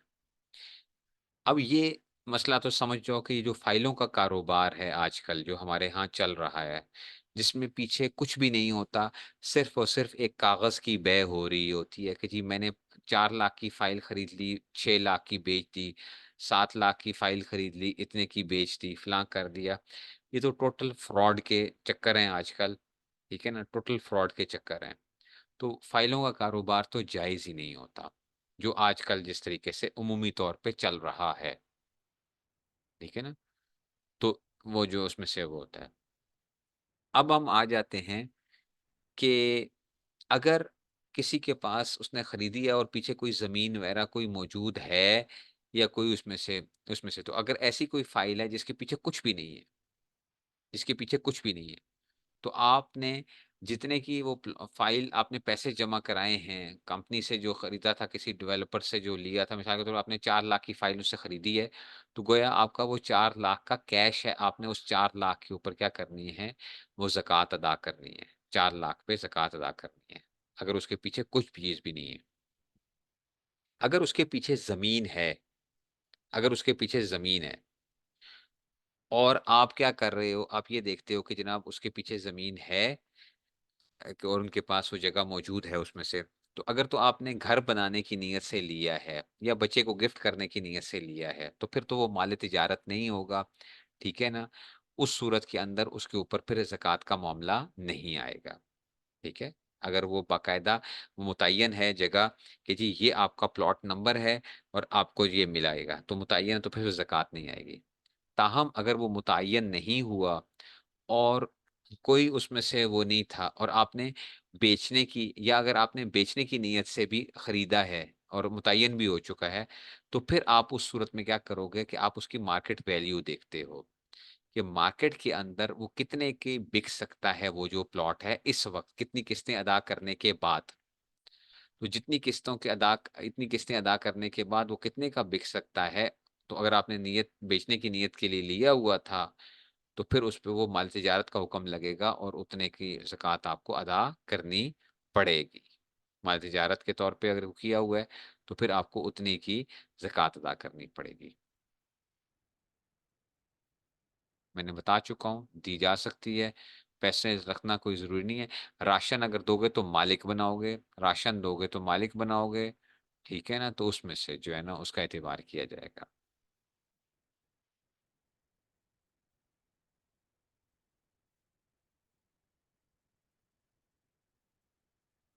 जिनके पास 7 तोले जिनके पास 1 तोला सोना है, 1 तोला सोना था और 1 रुपया भी साथ था, तो अब वो क्या करेंगी, वो आज के हिसाब से फिर क्या करेंगी, उसकी ज़कात के हिसाब से वो निकालेंगी फिर उसमें से। पहले साल में निकालेंगे कि मिसाल के तौर पे 2 लाख रुपया है, तो 2 लाख रुपए का था, तो उसपे से ज़कात निकाली जाएगी 5,000 रुपया। अगले साल के अंदर मतलब अगले साल के हिसाब से वो 2 लाख की बजाय अगर 5,000 ज़कात निकालते हैं, तो वो 1,95,000 बन जाता है। उसमें से अब उसकी 2.5% 40 पे तक़सीम करके उसकी वो निकालेंगे। फिर उससे अगले साल का जब हिसाब लगाएँगी, तो अब ये जो है ना, ये इस तरीके से करते रहेंगे। वो ज़कात का जो पैसा होगा वो माइनस करते जाएँगे उसमें से।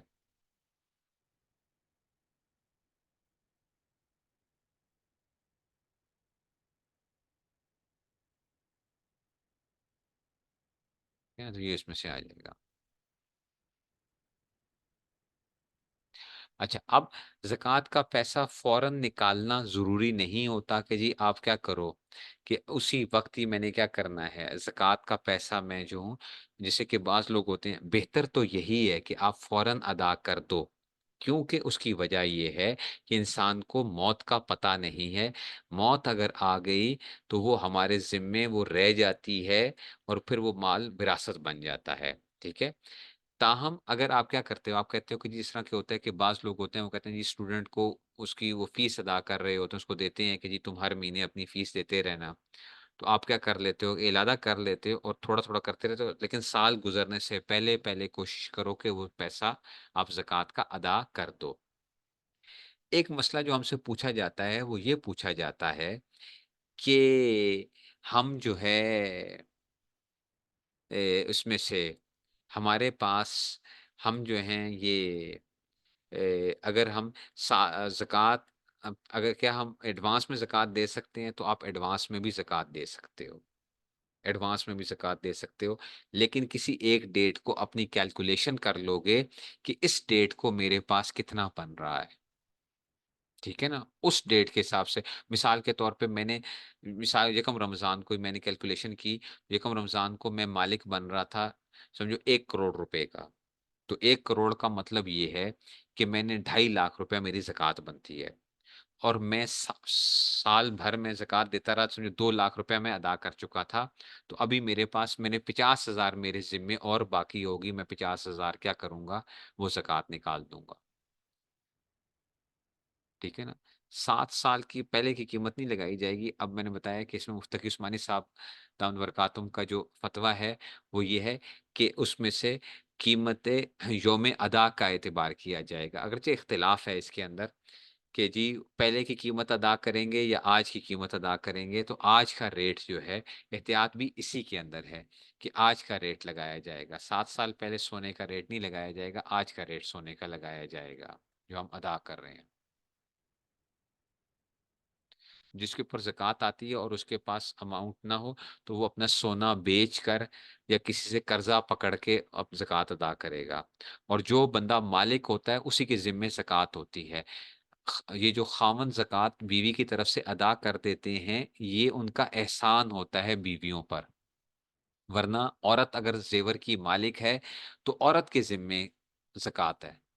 जब औरत मालिक है तो औरत के जिम्मे है, और वो उसके अंदर से वो करेगी।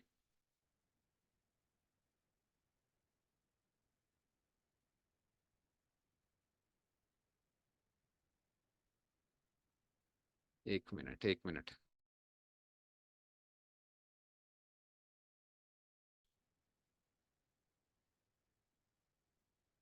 अगर किसी के पास 6 तोले गोल्ड है, 1 लाख आता है, वो खर्च हो जाता है, तो कैसे जक़ात दे? जक़ात क्या करे? 6 तोले गोल्ड में से क्या करेंगे? कुछ पैसों को बेच के क्या किया जाएगा?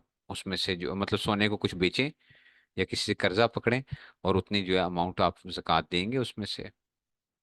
जो 1 रुपया तो होता ही है बंदे के पास, 1 रुपया तो है ना, बताए ना। अब आप 52 तोले चांदी का हिसाब लगाते हैं।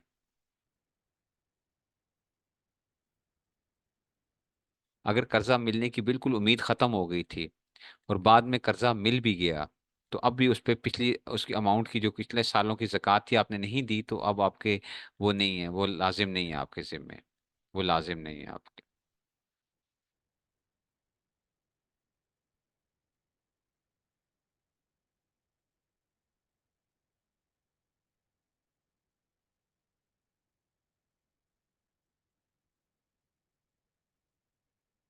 स्क्रैप गोल्ड की वो प्राइस नहीं होती है। देखो, इस सोने की बात को समझना कि सोने के अंदर कैसे वो किया जाता है। ये सोने को ना पिघला के दोबारा से क्या करते हैं, इसको डली बनाई जाती है, एक किस्म की डली सी होती है, वो बना लेते हैं सोने की। ठीक है ना, जितनी अमाउंट उसमें पड़ी हुई होती है सोने के अंदर, तो सुनार से आप ये पूछ लो कि इसमें टोटल अमाउंट कितना सोने की पड़ी हुई होगी। फिर आप उतने ही जो मार्केट प्राइस चल रही हो ना उस डली की जो है, उतने की आप ज़कात निकाल लो। मिसाल के तौर पे मेरे पास 10 तोले का जेवर है, 10 तोले का जेवर है, लेकिन उसमें कोई मोती शोती या कोई इस तरह की वो है। तो उसमें से हमने क्या किया कि हमने कहा कि जनाब अली, इसमें से 1 तोला जो है ना वो ऐसे निकल, 9 तोला जो है ना इसमें से निकल सकता है, तो मैं 9 तोले की आज का जो रेट होगा, मैं उसके मुताबिक क्या कर दूंगा, जक़ात दे दूंगा। ठीक है ना, तो उसका हिसाब किया जाता है।